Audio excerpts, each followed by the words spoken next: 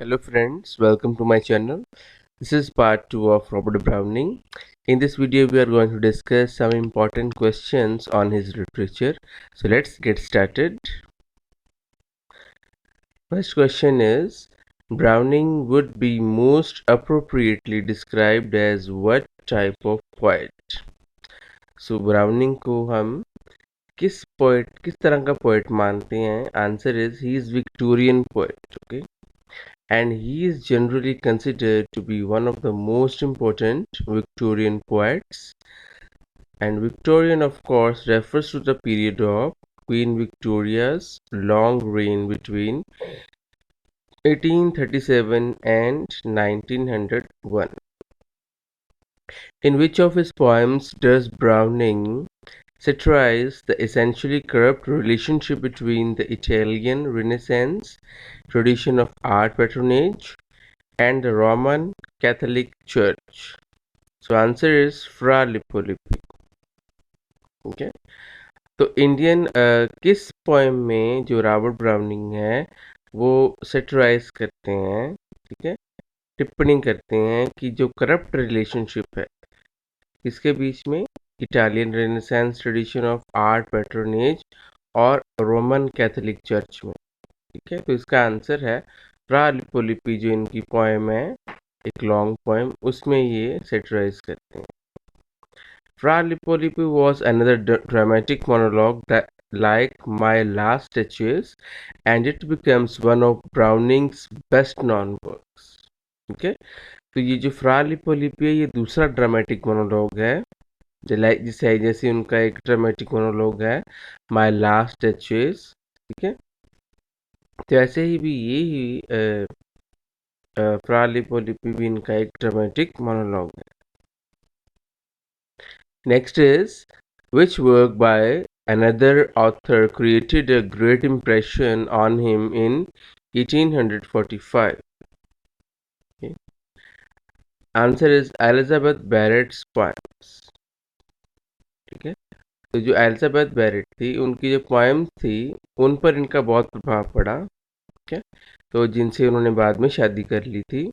Browning was so impressed by Barrett's work that he contrived to meet her, ठीक है, तो बड़े impress हो गए थे और उनको मिलना चाहते थे Robert browning.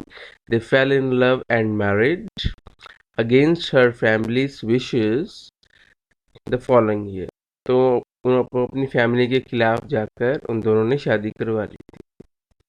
What work did Browning dedicate to his wife Elizabeth Barrett Browning?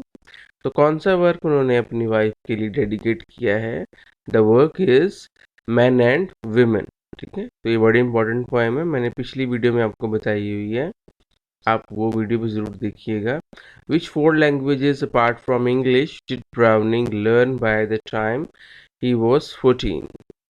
तो कौन सी लैंग्वेजेस सीख ली थी उन्होंने इंग्लिश के अलावा जब वो 14 साल के थे? तो वो लैंग्वेजेस थी Latin, Greek, French and Italian.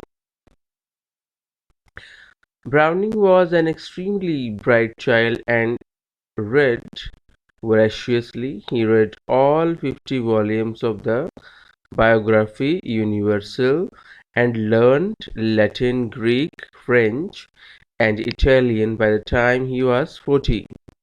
तो ब्राउनिंग ना बहुत ज़्यादा ब्राइट चाइल्ड थे, यानी कि इंटेलिजेंट से बहुत ज़्यादा, और वोरेशियसली रीड करते थे, बड़े जोश के साथ पढ़ते थे। तो उन्होंने सारे ही जो 50 वॉल्यूम्स थे बायोग्राफी यूनिवर्सल एक बुक के, वो पढ़ लिए थे, और ये सारी चारों भाषाएं, ठीक है, सीख ली थी जब वो 14 साल के थे। Which university did Browning go to in 1828? कौन सी यूनिवर्सिटी गए थे? यूनिवर्सिटी ऑफ लंदन, ओके, यहाँ पढ़े थे ये। What did Browning do after his wife tragically died in 1861? Browning ने क्या किया जब उनकी वाइफ की ट्रेजिकली डेथ हो गई थी 1861 में? He returned to London with his son Pen. Browning London वापस आ गए थे अपने सन पेन के साथ। Browning having secretly married the poet Elizabeth Barrett went with her to Italy, where they lived for 15 happy years. Okay, तो क्या हुआ था, अपनी वाइफ से शादी करवाने के बाद वो इटली चले गए थे, ठीक है। वहाँ वो 15 साल रहे खुशी खुशी से, and following her death there in 1861 he returned. तो अपनी वाइफ की डेथ के बाद वो इंग्लैंड वापस आ गए थे, where he wrote dramatic persona. तो तब उन्होंने ड्रामेटिक परसोना अपनी बुक लिखी थी, 1864 में पब्लिश हुई थी, followed by his masterpiece The Murder Story, The Ring and the Book, ठीक है। तो ड्रामेटिक परसोना उनकी एक बड़ी अच्छी पोएम थी, ठीक है। और इसके बाद उन्होंने एक मास्टरपीस लिखा, वो क्या था, ये एक मर्डर स्टोरी है मास्टरपीस। उस मास्टरपीस का नाम है the ring and the book, ठीक है, जो 1868 में पब्लिश हुई थी और 69 में भी पब्लिश हुई थी। क्योंकि इस बुक के 4 वॉल्यूम्स हैं, तो इसलिए ये बुक जो थी 68 और 69 दोनों में पब्लिश हुई है। अगर आपको क्वेश्चन आता है तो 68 ही माना जाता है पहला ईयर कौन सा था इसका। On what did Browning base the ring and the book. तो रिंग एंड द बुक किस पर बेस्ड है? So an old book on which told of Roman murder trial, okay. तो ये रोमन में एक मर्डर हो जाता है किसी का, तो ये उसके ट्रायल के बारे में, जो उसका मर्डर की खोजबीन की जाती है कि किसने मर्डर किया, who was behind the murder. And The Ring and the Book is a long dramatic narrative poem of 21,000 lines.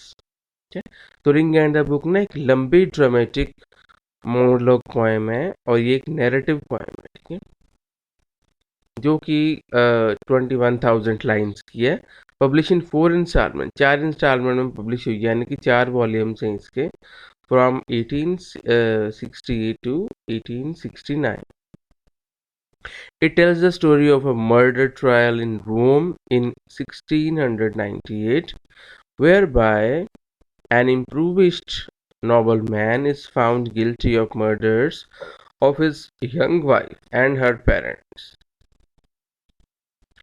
Having suspected her of an affair with a young cleric, he is found guilty and sentenced to death. The poem is comprised of 12 dramatic monologues. क्या क्या होता है, एक इम्प्रूविस्ट noble man जो होता है, कि एक अच्छा इंसान जो बुरा हो गया हुआ है, उसे उसे पकड़ लिया जाता है मर्डर करने में। किसका मर्डर करता है वो इंसान? अपनी ही यंग वाइफ का, ठीक है, और अपने पेरेंट्स का कत्ल कर देता है, क्योंकि उसको ये शक होता है कि उसकी wife,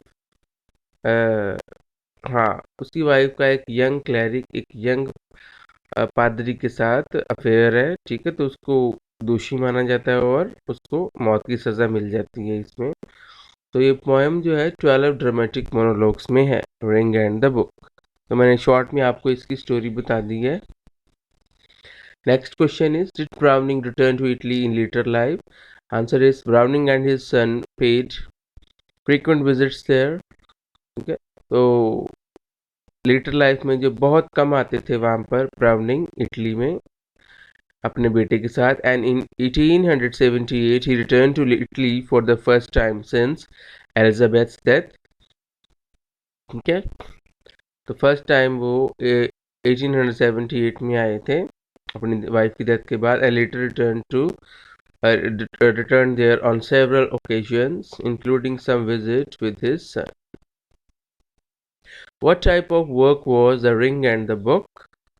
ring and the book किस तरह की बुक है?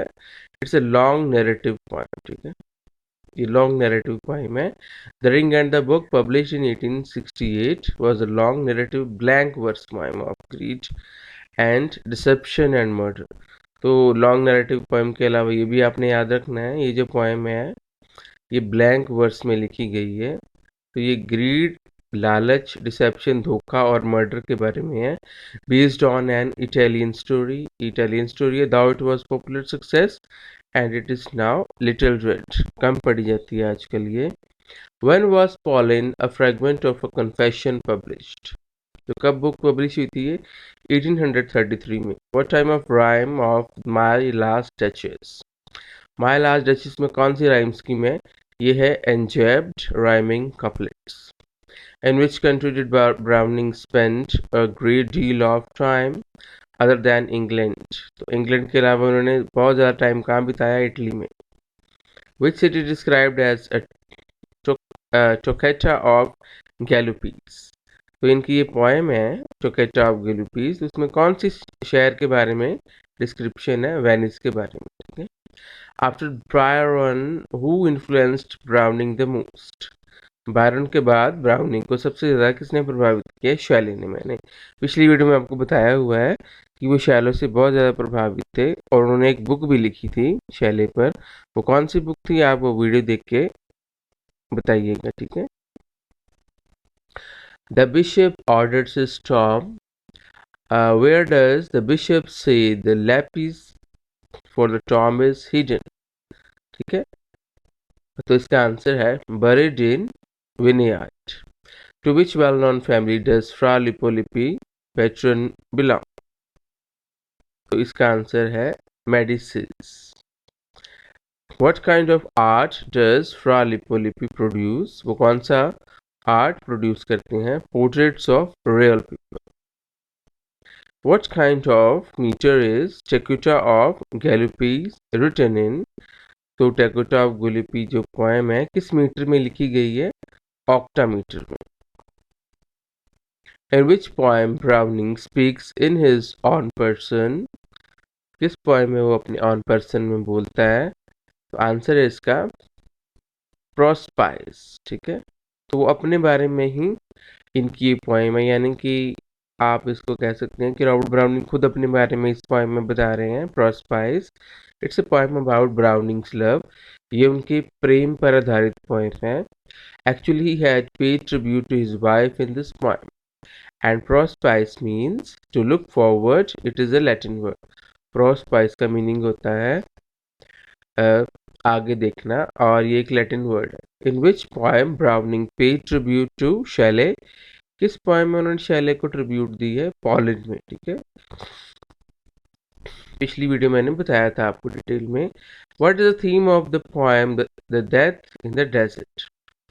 डेथ इन द डेजर्ट क्या थीम है? Religion. In which poem Browning paid tribute to John Keats? In the poem के पॉपुलैरिटी में उन्होंने ट्रिब्यूट दी है जॉन कीट्स को।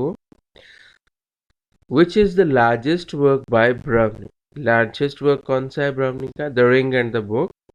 It has 4 volumes and 10 monologues.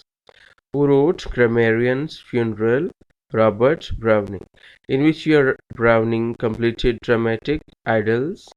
1880. Browning published Dramatic Personae in 1864. Who wrote Fra Lippo Lippi? Published in 1841. Browning ने लिखी थी ये poem. It has more than 390 lines. Fra Lippo Lippi is son of a butcher. Fra lipo लिपि कौन होता है? ये एक बचर का, एक कसाई का बेटा होता है पोएम में। ठीक है। In which year did Browning publish Sordello? In 1840 में पब्लिश हुई थी। It is a story of a little known Italian poet. It is written in heroic words. Okay. Who wrote Bells and Pomegranates? Browning. Strafford by Browning is a tragedy. तो Strafford क्या है? एक tragedy है और ये इनका first play है, ये आप याद रखिएगा। Paracelsus, which was published in 1835, is a story of a, तो ये किसकी स्टोरी है? The development of a soul of Renaissance physician. ठीक है। तो एक रेनेसेंस फिजिशियन की सोल की कैसे डेवलपमेंट होती है, आत्मा की कैसे डेवलपमेंट होती है, तो पैरासेल्सस इसी की ही स्टोरी है। Browning the ring and the book is based on a Roman murder trial. ठीक है। Roman murder trial. Who said the browning is the voice of the Anglo Saxons? किसने बोला था ऐसा? W.J. Long. Which work Browning dedicated to his wife, Men and Women? So thanks for watching this video part 2. अब आप part 3 ज़रूर देखिएगा Robert browning का। So thanks for watching this video. God bless you. Best of luck.